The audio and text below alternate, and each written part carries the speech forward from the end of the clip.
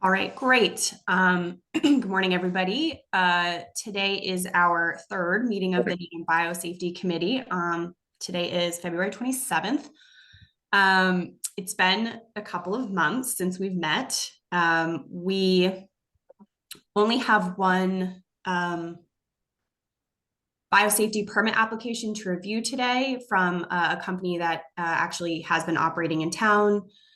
But we have just a few other sort of basic administrative things to discuss. First off, I wanted to go through our meeting minutes that were shared. I know I passed, or I think Tiffany may have sent these to everybody a while back when they were done. We have sort of an awkward structure here where we don't meet regularly, so there isn't that easy cadence to have the meeting minutes and then review them at the next meeting, because it may be a couple of months until the next meeting.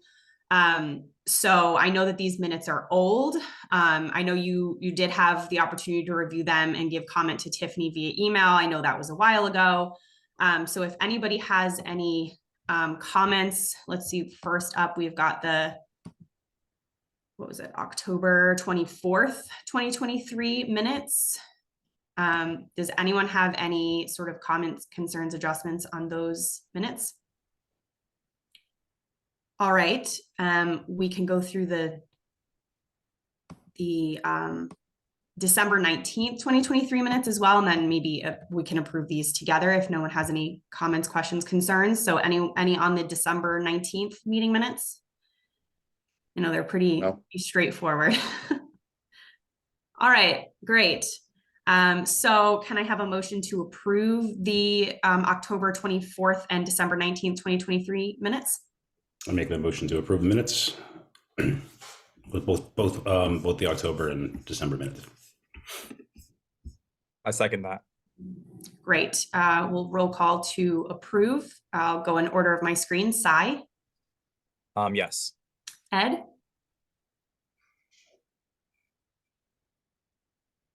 Yes. Justin? Yes. Yes. John? Yes. Julie? Yes. Great. The meeting minutes are approved. Is everyone feeling okay about the process we have? I know, again, it's all a learning process of sending those minutes for review, and then when we have our next meeting, formally approving them. I think the only alternative would really be to have a meeting in between to approve the minutes or discuss anything else we may want. I'm trying to avoid excess meetings, but if people feel that the meeting minutes were too many months ago to remember and approve, we can certainly hold sort of brief meetings on them. But if everyone is fine with this current process, then we can just keep it going. And if it eventually doesn't work, we can change it. That's fine. I think the only thing is if there was an act that needed, either the minutes were required for something, from an action that we did or didn't do, et cetera, then that's the only thing that I think that we would want to have some sort of, and we didn't have a meeting scheduled for 2 months, then perhaps we would do that. But other than that, I think it's fine. Okay, great. I will say I appreciate the reminder emails with all of the pertinent things attached continually. Because I know sometimes it's when the meeting comes up, you don't want to have to dig for them. So, I appreciate the reattached reminders. Great. I'm glad. Because I do too. It's a balance between not sending too many emails, but trying to give you all the information. So yeah, it keeps it all in one place. So okay. It makes it easier. Okay, great. We'll keep that up then. All right, next on the agenda is review of our biosafety permit application for in vitro. We do have a few members, a few employees from in vitro on our call, so which I think is really great. I think that as a process, I think going forward, I'm trying to encourage people from the companies to come onto the meetings, because I think it works for everyone. They can meet us and we can meet them. And also when we have tiny questions or clarifications, there's no need to do an email back and forth about it in some instances. So if we have any questions or concerns or clarification that we need from them, we can have them speak in the call. me just make sure I can do that. Yeah. So does anyone have any sort of immediate, let me pull up the application, thoughts, questions, concerns, or want anyone from InVigro to speak on something from the permit application?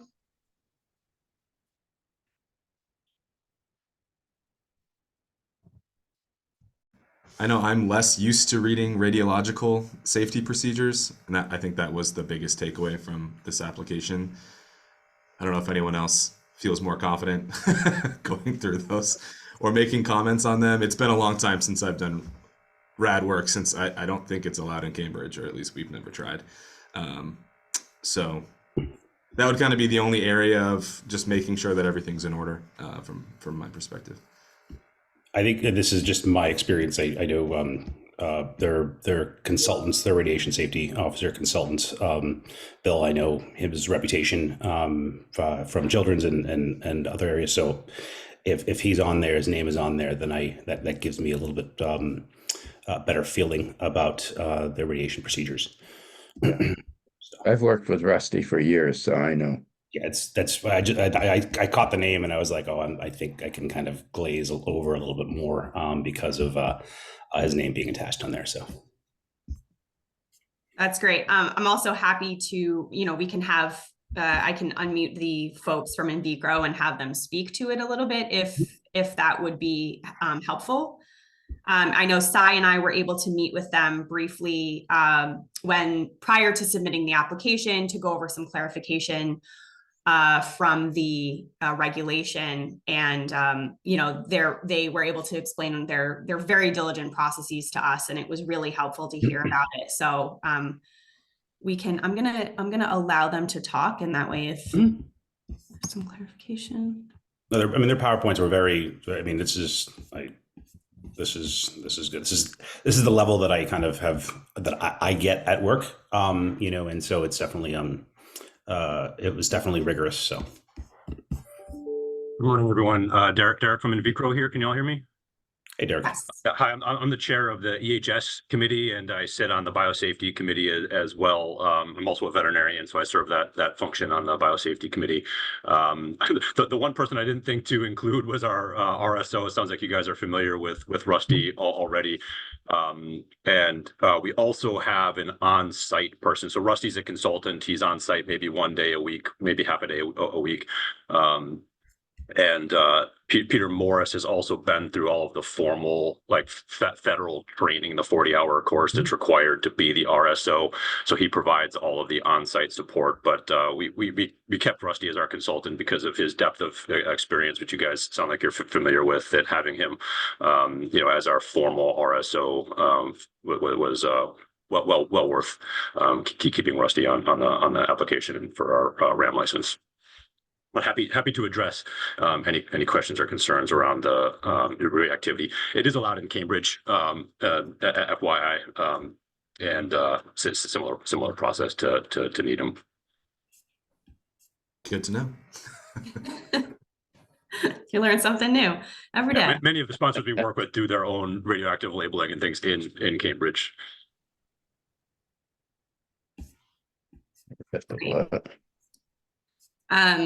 So I agree. I think, looking through, like seeing the PowerPoint and everything, there was a lot of detail in here, especially when it comes to employee safety and ensuring that all of the employees are aware of what the safety procedures are.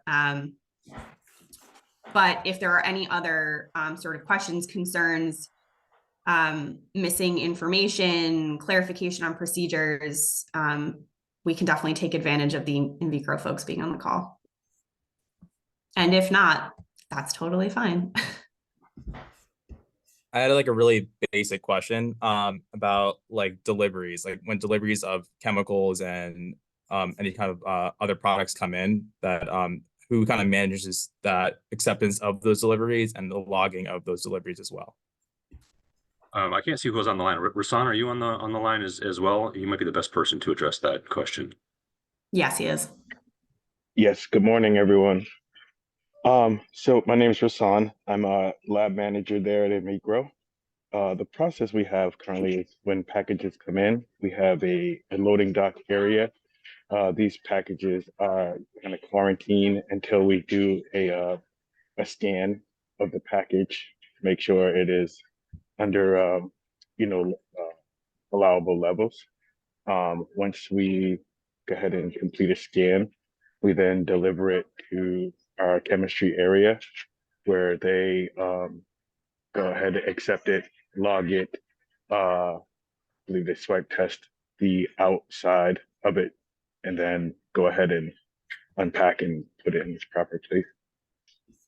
And that's specifically for radioactive deliveries, so isotopes and things like that. I don't know if your question was more general, Sai, if you want to talk about like biologic or chemical shipments.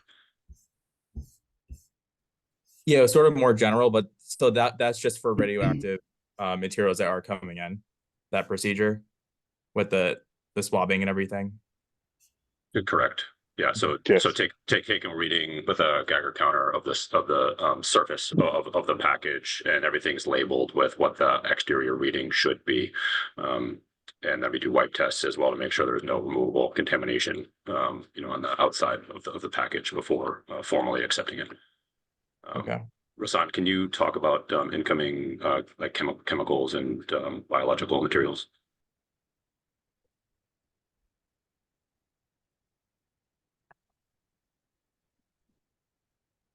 Sorry about that.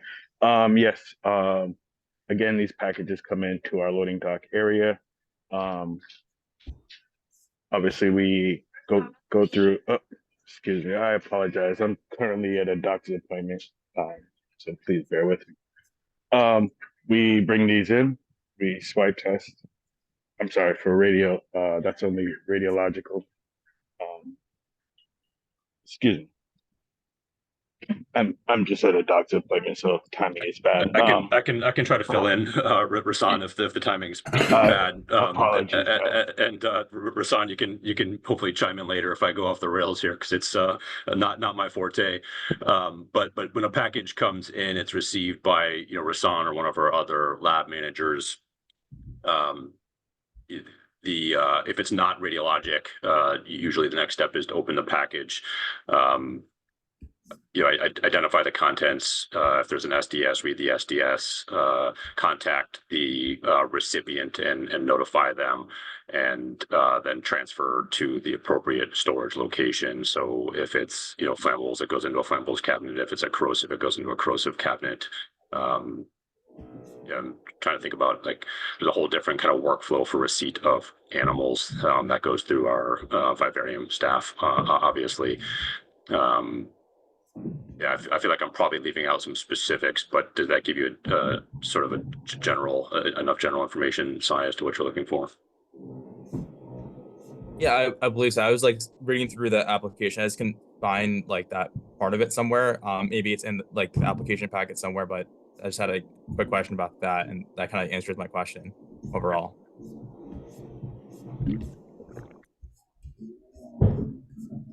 And what's the main species for that you're working with?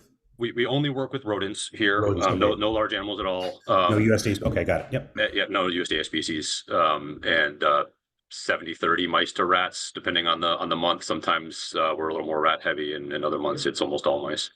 Okay.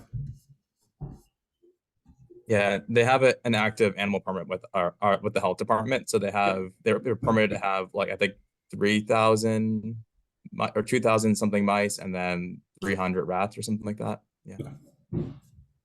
Yeah, so maybe I'm way off. 80, 20, 90, 10. Sure, but I know. Yeah. We're also ALAC accredited, and we got renewed in 2022, so it'll be up for inspection next year. Got it. So you did get that ALAC. Okay, got it. Perfect. Thank you. Yep. Yeah. Shortly That's after we moved to Needham, actually, we renewed, because we were due for renewal as we were moving, and we put it off until we were fully moved in to Needham. Got it. So this would be the site that currently we're going for renew or going for this permit is the one that ALAC had visited already, correct? That's correct. Yes, that's correct. Got it. Perfect. Yeah. Thank you. It's great. It's a very lengthy process. My first job out of college was working for an IAC, and those ALAC visits were the bane of my existence. They're awful. But anyways, sorry, that's just. All Children's is going through Ours was its very next good. step. Not to brag, but it went really, really Yeah, smoothly. we're up for reaccreditation this year. It's a lot. It is a lot of work just to prepare the package. But for us, once the package was submitted, it was kind of smooth sailing from there. All right, great. Are there any other thoughts, questions, concerns, etc.? I'd like the emergency plan. I was just going through. I don't think I had any notes on this. I think it had. And then the only other thing is, I think we've done similar to this is from our side of the house, not from their side, making sure that the emergency contact people that they've submitted that Needham has, police, fire, have that information should they need to. Should they require it? And is there a Knox box? Is there stuff that for emergency entry that you guys have that for our emergency services for off hours? There is. It's like a key code access. Yeah. Okay. Got it. Yes, on our end, I got in touch with. We sort of started the process with fire, and I think we're figuring out police, but fire was sort of our number one concern. So I was in touch with the fire chief and our emergency coordinator, and we're able to take these emergency action plans and basically put it into their system. So when an emergency may pop up at the address that these biosafety companies are located at, you would be able to access the full emergency action plan. And the floor plans too is probably something that they would want to have. Got it. Yes. So so that was it was a process of figuring out, do they just want the coordinator names or whatever, but they decided they wanted the whole package because they're able to upload that to their system. So I'm hoping that will be a good way to go forward, and we can just continue to update them as these renewals come in. Okay. Yeah, no, we typically have our annual site visit from the fire department in September. So they came through in September of last year. Sorry. That's all I had. Thank you. Okay, great. Thank you, Derek. And I think Rassan dropped off the call, but I very much appreciate him being here during a doctor's appointment. So we will, I'm gonna sort of remove you from the panel. Thank you so much for coming to the meeting, answering our questions and clarification. And Sai or myself will be in touch with you after the meeting. Great. Thanks so much. Nice to meet you all.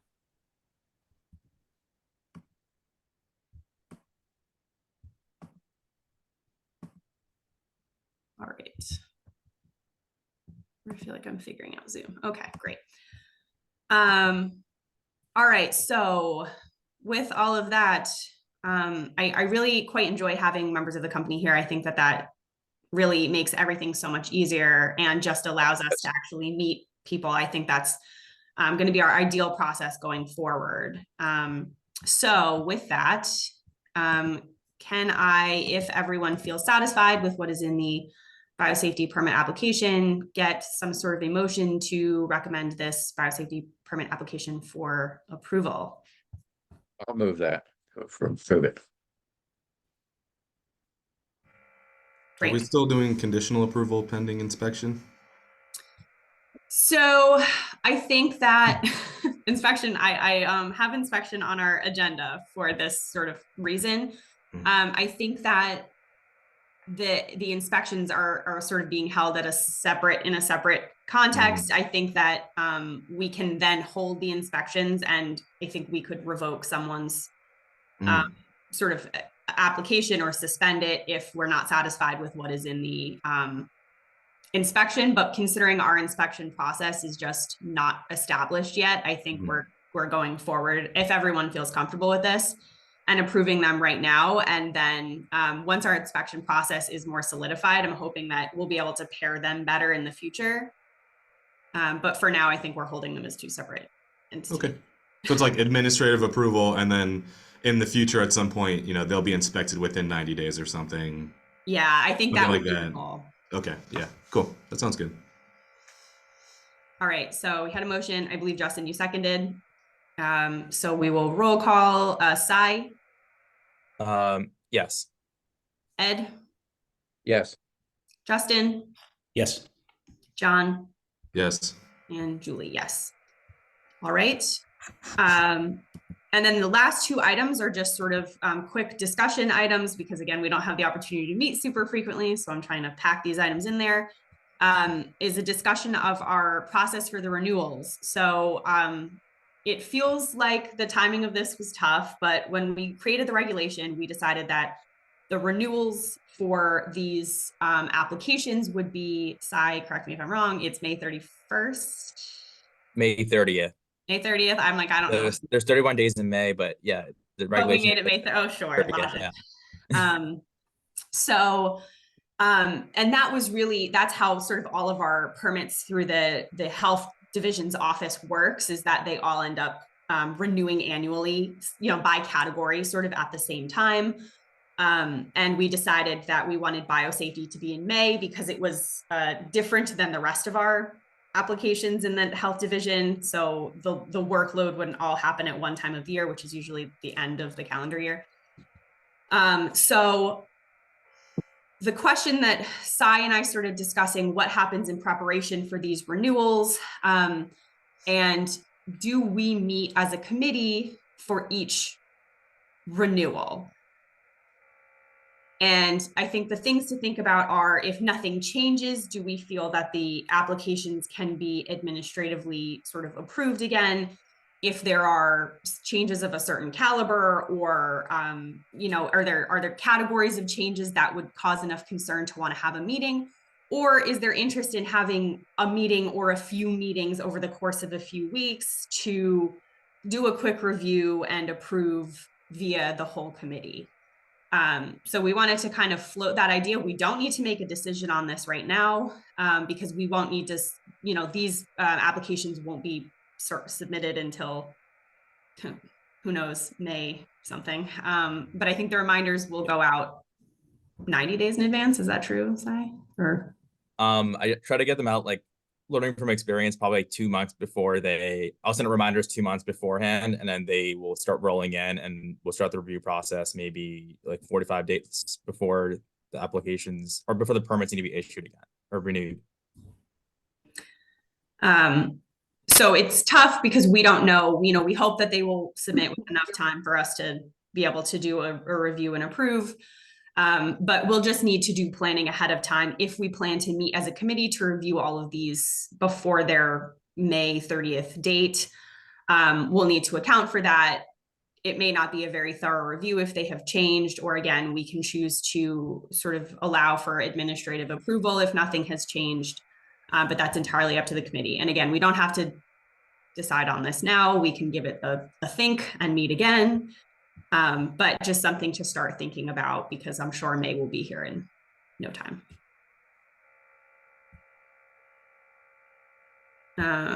All right, so I don't know if anyone has any thoughts on that off the bat. If not, we can just sit on it for a bit. If no one has any, oh, go ahead. If nothing If there's materially no big changes, changes, it could be an administrative. Was that agreed. Agreed. I had the same thought. Okay. both have the thought at the same time? It might be nice to send out the material anyways and highlight that, you know, I don't know, Julie or Cy or somebody has decided, you know, with no changes, this will be administratively approved. Yeah. At least then I could skim it if I wanted to and like bring it back up if necessary. But if not, you could just archive it. Yeah, that's a good idea. Okay, Agreed. great. So we could, I guess that can be the plan. And again, we can change this if all of a sudden we feel uncomfortable with this, but you know, maybe we can compile the applications. I think our intention, if we don't already have it in there, Cy, is for the companies to detail what has or has not changed since the last renewal. And then we can go through the applications, highlight that section, and anything else. We can always send it out, and then we'll put out feelers, administrative, you know, nothing has changed. We think this can be administrative. If you don't think so, we will schedule a meeting. And that is totally fine. Again, I think as with everything on the committee, this is going to be a a change as we go process. We've never done this renewal cycle before, so I'm sure that there will be some hiccups, but that's okay. All right. Yeah, I also know, like, as part of our regulations, if there are any major changes that the companies do make, they should bring it to our board overall, our committee overall, and then they will have to propose it before they make those major changes, regardless of when that actually happens.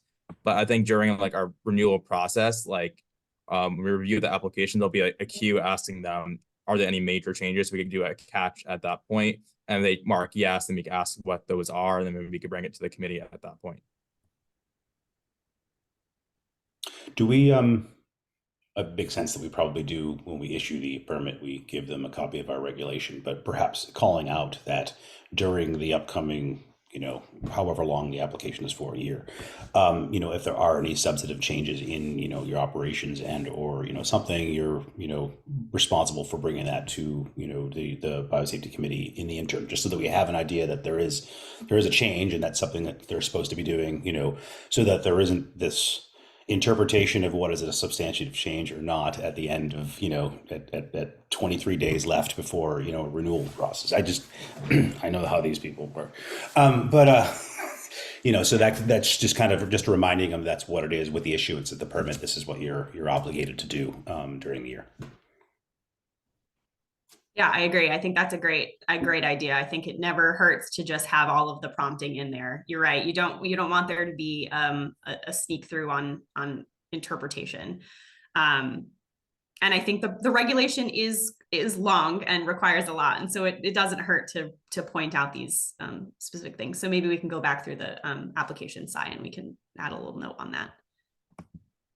All right. The last thing I wanted to discuss was the inspection process. So thank you, John, for bringing that up.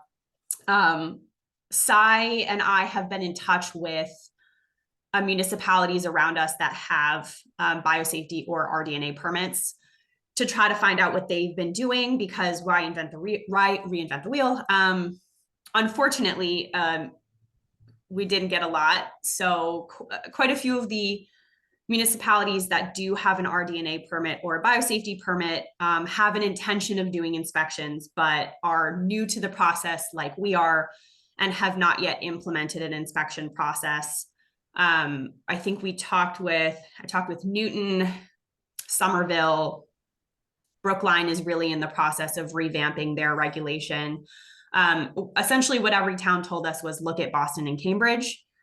Which is great. Boston and Cambridge are the leaders here, but they are very different than we are. So I think that we can't necessarily make the same comparison. Our checklist isn't going to look the same. Our inspections aren't going to look exactly the same. But regardless, we did get the inspections from the inspection checklists from Boston and Cambridge. So we're sort of looking through those and maybe parsing out what is important and what maybe we don't need to look at, or what isn't involved in our regulation, and thus we kind of have chosen not to sort of look at in an inspection. So I think that it would probably be good. Maybe Cy and I can work a little more on that and try to come up with something solid, and then we can meet as a committee to look over the inspection checklist and get any other suggestions, thoughts. I think it's a tough balance between checking everything and not checking enough, because I'm not necessarily looking for us to go in there and be like biosafety officers who are like looking at every bottle and like, did you label that? And how long has that 10% bleach been mixed for? But sort of the overall essence of what we're trying to capture here, which maybe is more along the lines of, are you aware of your emergency action plan? Are you aware of what to do when your sharps bins are full, and are your hoods certified, and sort of broad safety measures that protect employees from being hurt versus really nitpicking all of the small safety features. But again, we can discuss this more at an upcoming meeting. I can send along the Boston and Cambridge checklists to everybody if there's any interest, just to take a look. I think they look pretty much the same because everyone's kind of following the NIH guidelines a little bit, but maybe it'll be helpful to just have an idea of what they have. Cy, do you have a thought?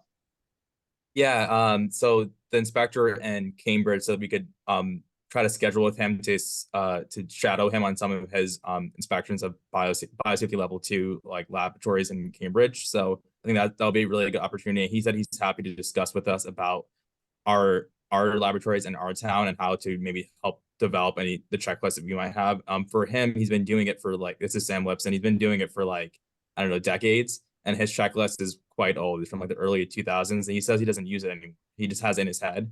So, and he knows all the laboratories by heart. He knows everybody. He knows the whole system. So like, he just walks in and then if he sees any red flags, he has a discussion with the relevant people and it gets addressed. So I think that's how he kind of has been doing it there. So it's going to be hard to, because we're starting pretty much from day one. He's been doing it for decades. So it's a little bit different scope of things, but I'm looking forward to that experience. But his checklists are really, like the one that he provides to us is pretty long. And again, he doesn't use it really in the real world. Yeah, it will be good to see what he actually focuses on when he does the inspections, for sure. I'd like to see that. I know the Boston checklist, but Cambridge, I don't. Yes, I'll definitely send those. Because I think, yeah, you know, it's all we have to work on currently. So, you know, I was trying to go back through, I was telling Sai, like I could go back to my lab manager days and like what the checklist I was given to prepare my lab for an inspection. And I just, that level of detail is just not necessary because we're not really going in there and staring at every chemical that they have. I don't think, at least if that's how we want to do it, we certainly can, but I don't know that that gets at the core of what it is that we're trying to capture. You can start out like with, and I think this is something that comes with experience. But it's, you can walk into a lab and know what labs you're going to have, or just from a general housekeeping perspective. You know what I mean? You suddenly start to see waste containers full, and you say, or you look up an SAA and there's, you know, just crust all over some of these. You know, you can tell then they're not following their own procedures. You know, and I've seen that at Dana-Farber. I've seen that at Novartis. I've seen that, and you know what I mean. It's the whole range of, but you can see, it's that feeling that you're getting just by talking to some folks, et cetera. But that comes with experience of walking in and probably starting out with a checklist at one point, and then realizing that you don't necessarily need to because you're just getting, it's the gut that you can just tell, you know. And I've seen some. I mean, it's interesting. You've seen.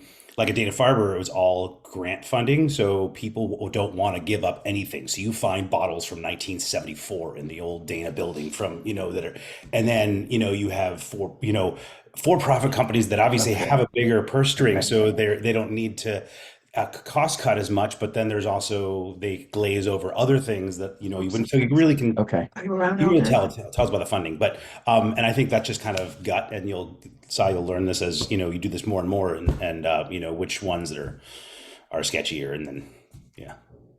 Yeah, I've been doing inspections for other things for quite a while, and I get it takes some, like at least a couple of inspections to get used to that feeling, what you're actually looking for. And if you're finding like the key areas are not being done properly, then you could dive deeper and you'll find even more mistakes. So then at that point, you make a decision about like whether to educate or what to do next about that situation, and then whether this place is trustworthy or not. So I know how to feel that out as an inspector myself. But looking at fume hood certs and looking at, you know, just a glance of their SAA or their flammable cabinets, just kind of like looking and seeing if they have stickers that say call Veolia for, you know, this, or if there's a reminder, you know what I mean, that these areas look like they have attention, that, you know, that's kind of like the things we can start off on a checklist. Also, have we checked with Watertown? Because I know they're relatively new, and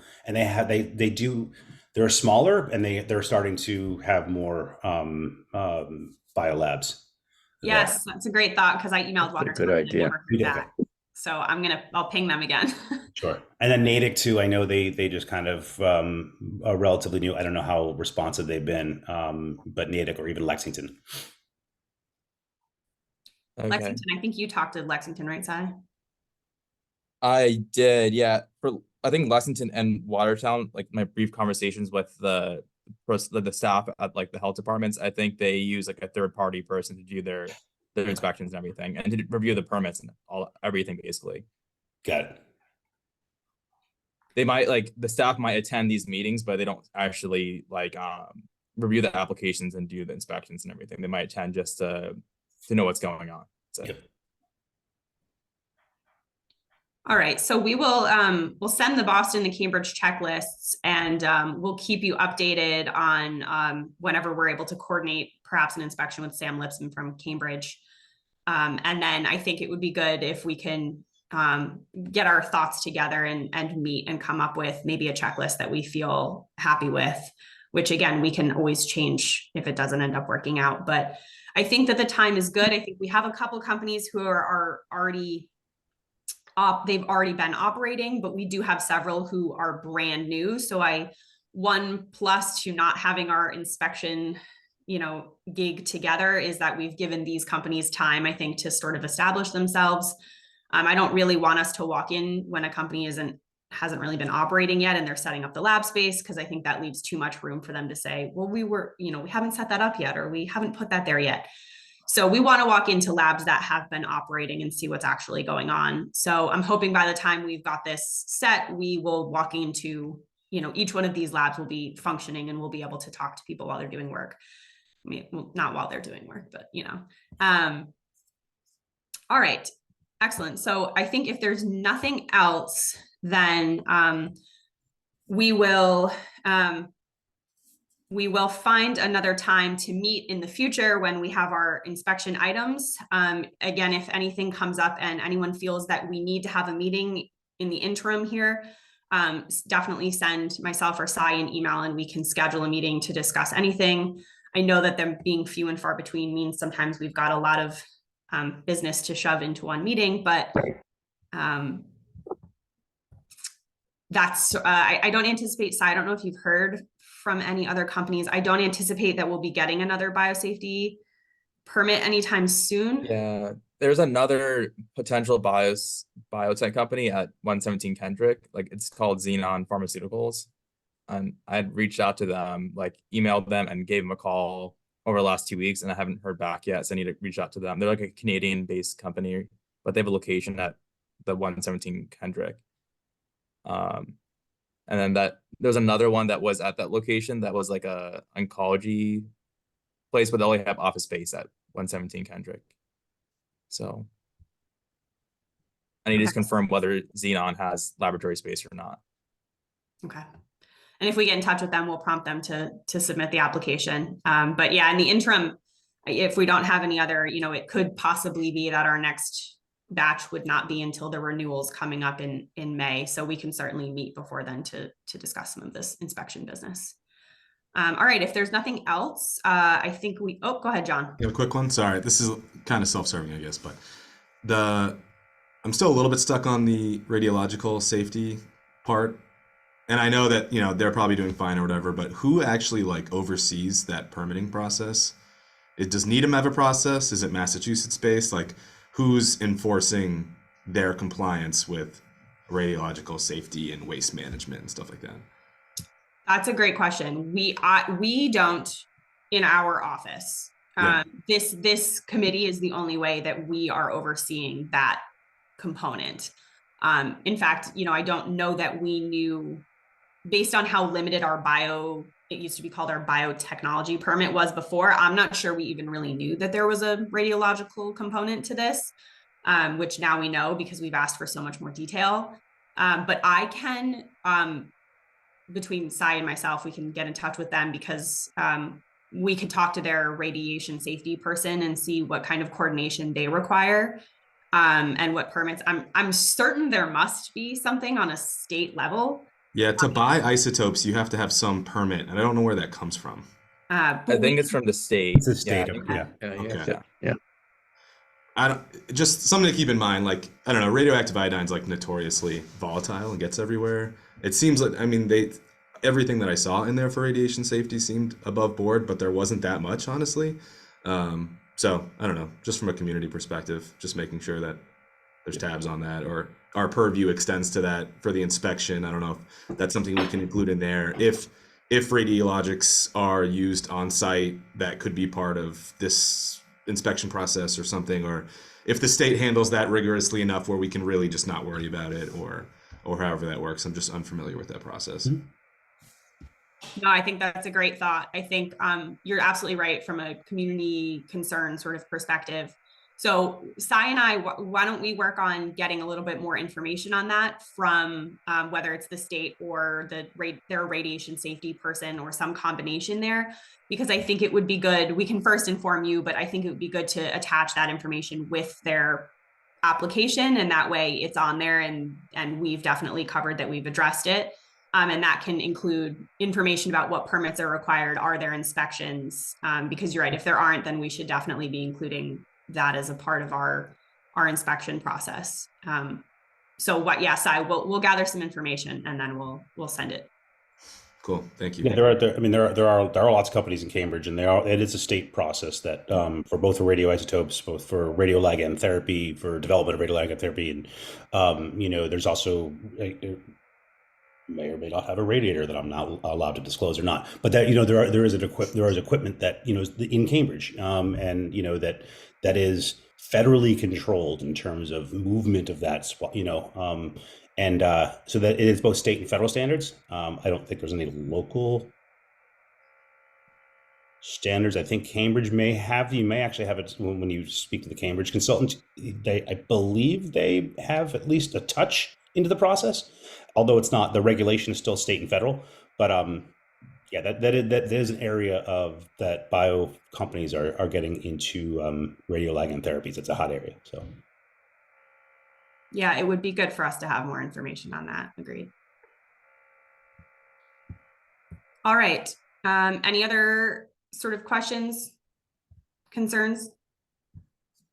All right. So if that is the case, then we can, I can have a motion to close the meeting. Motion to adjourn. So moved. Great. All right. Roll call. Sai? Yes. I'll Ed? second it. Yes. Yes. Oh. Justin? Yes. John? Yes. Julie? Yes. Thanks so much, everybody. Have a great rest of your day. Thank you. Thank you. Okay.